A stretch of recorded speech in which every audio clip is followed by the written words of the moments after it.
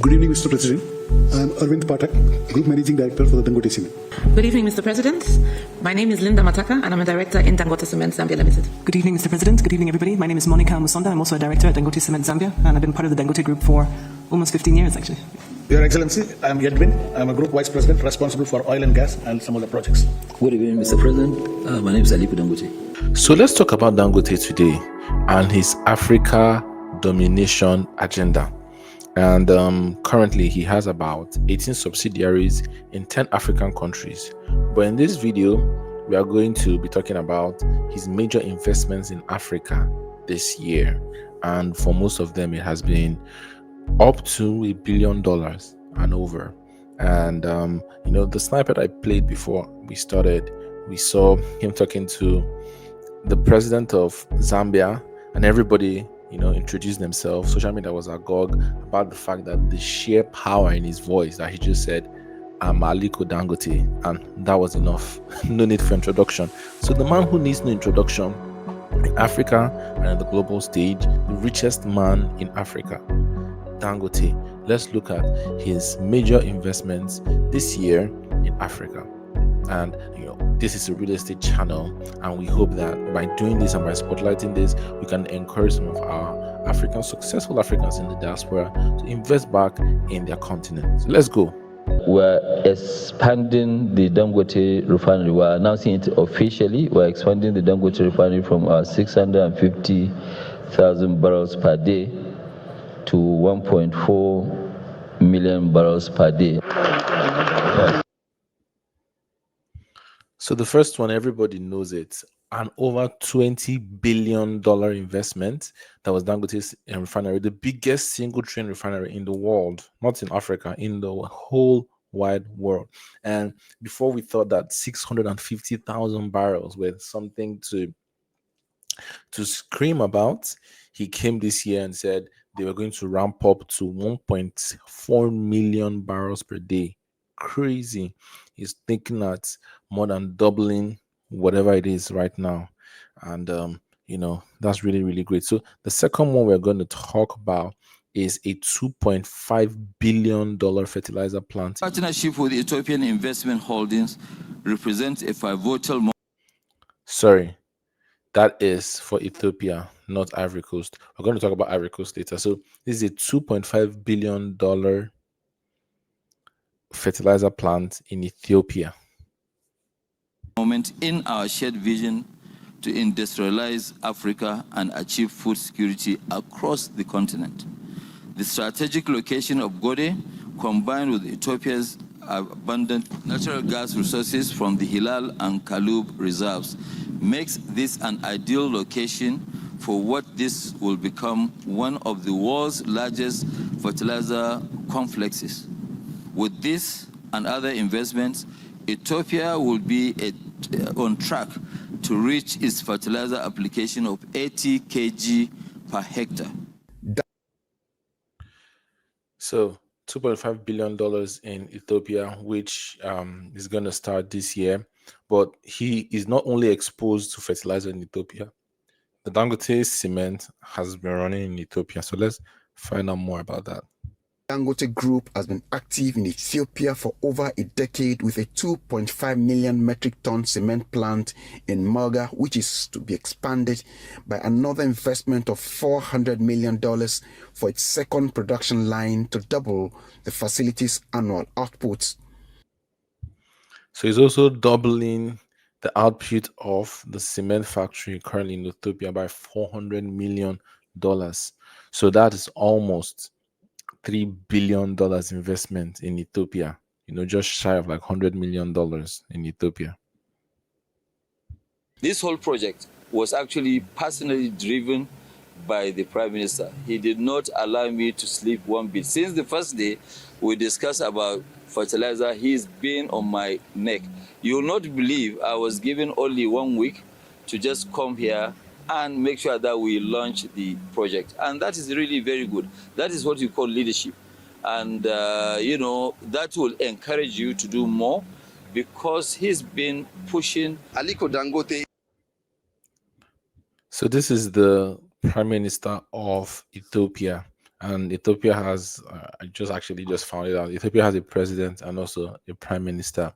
And the reason why I'm playing this is because I wanted to hear what the prime minister is saying.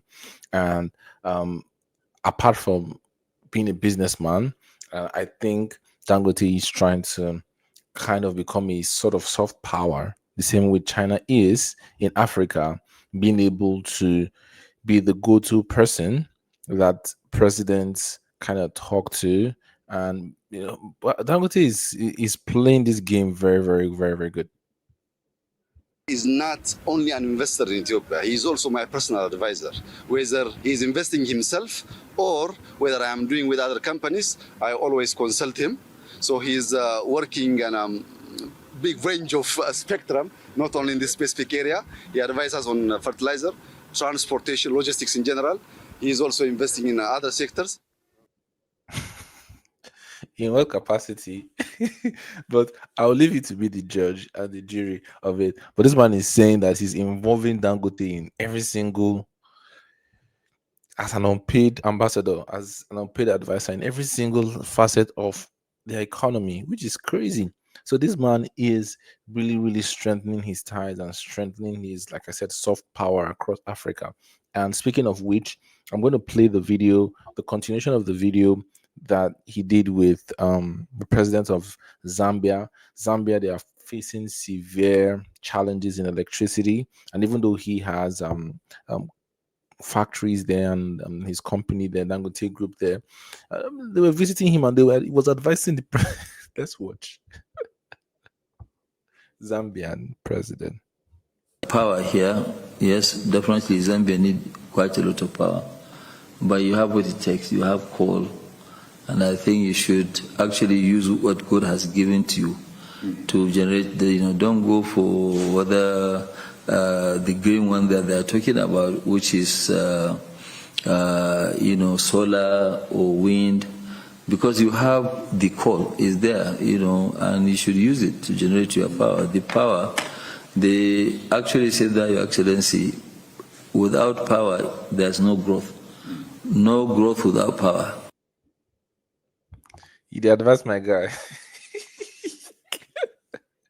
So Dangote is not taking this African domination for granted.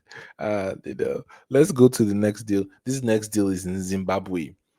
$1 billion that includes a pipeline deal. And let's just watch it.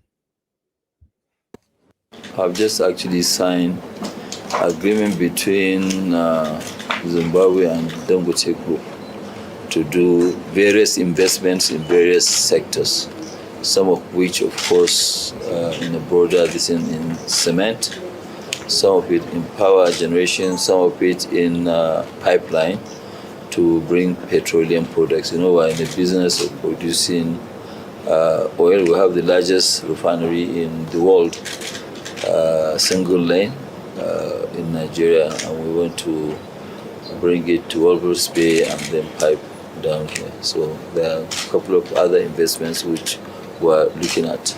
Broader investment really is in hundreds of millions of dollars, maybe even up to $1 billion. But we will tell you the amount as we go along. But really, it will be over $1 billion because of the pipeline. Yeah, Zimbabwe. And I think it's worth mentioning how pivotal Nigeria is to all of the African expansion. Everything he's doing in bits and pieces in all of these African countries, he's doing everything in Nigeria. So both the cement, the fertilizer, he's even doing gas in Nigeria.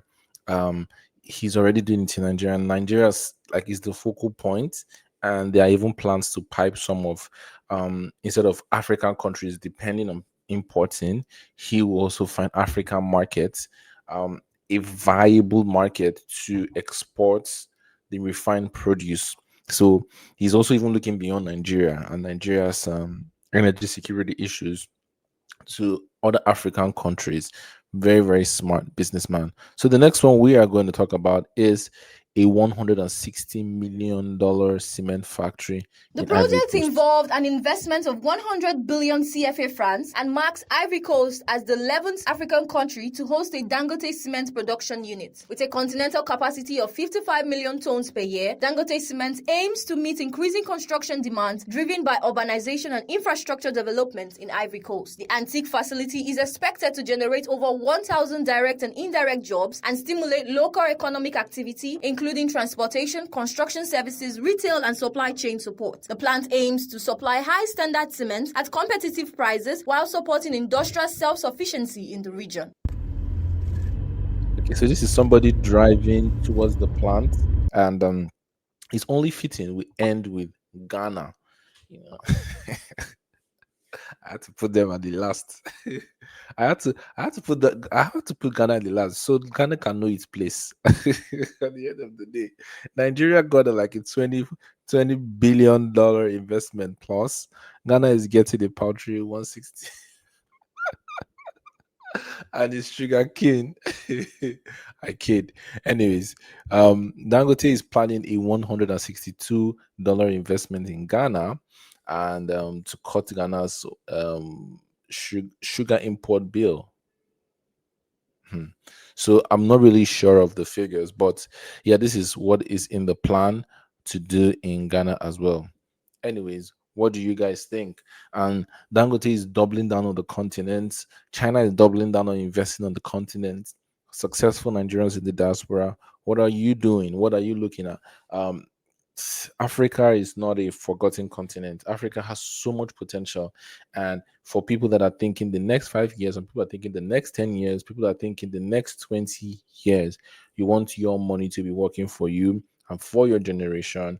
And there are so many untapped markets, and there are so many areas that if you can come in right now and position yourself in agriculture, in real estate, in tech companies investing in that, you would see that you're on the right side of history, on the right side of future. I don't want to say smarter people than us are doing it, because Dangote doesn't have two heads, and obviously there's a whole lot of kudos to him.